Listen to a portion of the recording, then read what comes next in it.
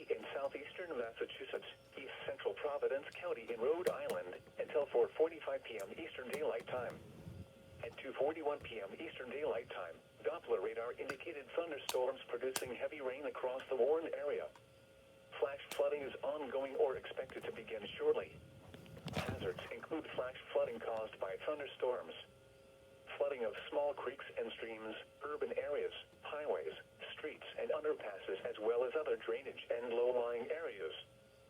Some locations that will experience flooding include Providence, Pawtucket,